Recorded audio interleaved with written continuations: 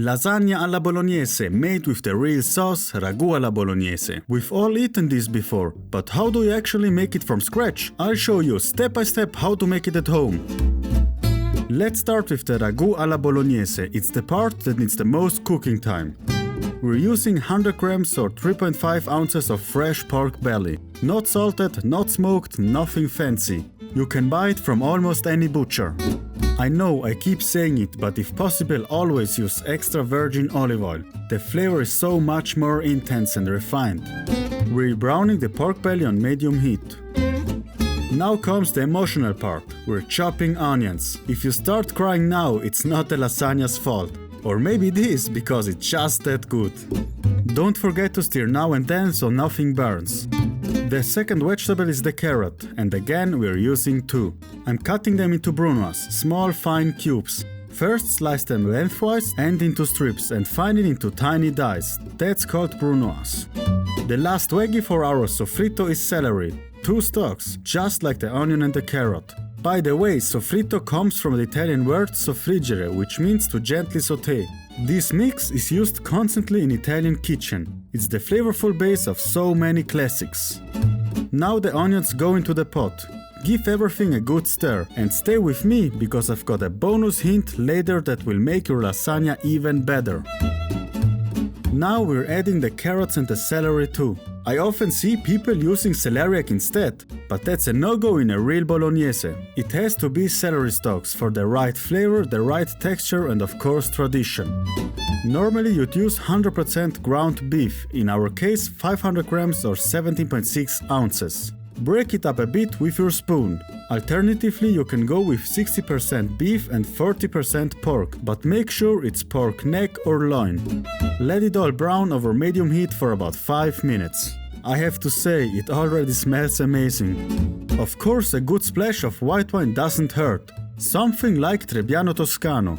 If you prefer, go with a red, like Sangiovese di Romagna. And if you don't want to use alcohol, you can deglaze with vegetable broth instead. Let the alcohol evaporate and use your spoon to scrape up all those brown bits at the bottom of the pot. That's pure flavor and we want all of it in our bolognese. Something red is still missing, right? Add 2 tablespoons of tomato paste and mix it in well. The flavor needs to be everywhere. We'll also need 400 grams or 14 ounces of pure strained tomatoes. Watch out! In supermarkets, many tomato purees comes pre-seasoned, but we want 100% plain tomatoes. Bolognese only needs 2 spices. I'll show you which ones later. We also need about 1 liter or 35 fluid ounces of homemade vegetable broth. Of course, we made it ourselves. The link to the recipe is in the description. Now we let the bolognese simmer with the lid half on for at least 4 hours. Yes, that sounds like a lot, but with a real bolognese every extra minute on the stove is worth it. The flavors deepen, the fat emulsifies to the sauce and the texture becomes rich and silky. The result? A sauce that's not just rounder but truly harmonious. If you've got the time, let it bubble away for 6 hours. Trust me, you'll taste the difference. After 6 hours, here is what our ragu alla bolognese looks like. Season it with some freshly ground black pepper and a little of salt. And if you like, you can add a hint of nutmeg, just a touch. If you're enjoying this, leave a like, subscribe to the channel and hit that bell so you don't miss more Italian recipes like this. Thanks so much for your support. Now let's build the lasagna. To make sure it doesn't stick to the bottom of the dish while baking, spread a little sauce first. Then lay down your first layer of lasagna sheets. No need to pre-cook it, you can use it straight from the box. Next comes more of that amazing bolognese. This is always the point where I just want to eat all right now. The smell is incredible. And even if you weren't hungry before, you are now, trust me. And of course you can't forget the mozzarella. I use about 200 grams or 7 ounces for the whole lasagna. Melted cheese is always a good idea. And what else can't be missing in Italian cooking? Exactly, Parmigiano Reggiano, freshly grated and then lots of it.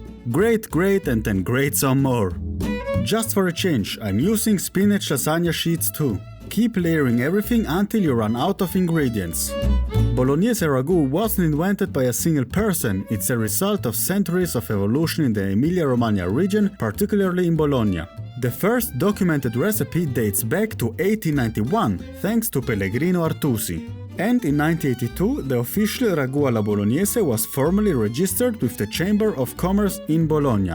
From that point on, it was clear what belongs in it and what doesn't. And that's exactly the version we're making today.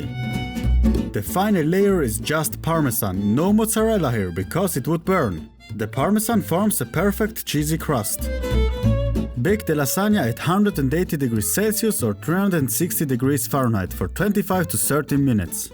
Now here is the bonus hint I promised. Once it's out of the oven, let it rest for 10 to 15 minutes before slicing.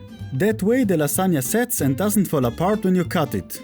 And if you made too much, no problem, it's even better the next day. Just cover it and pop it in the fridge overnight. And if you want more Italian goodness, check out our calzone recipe with homemade dough. Buon appetito!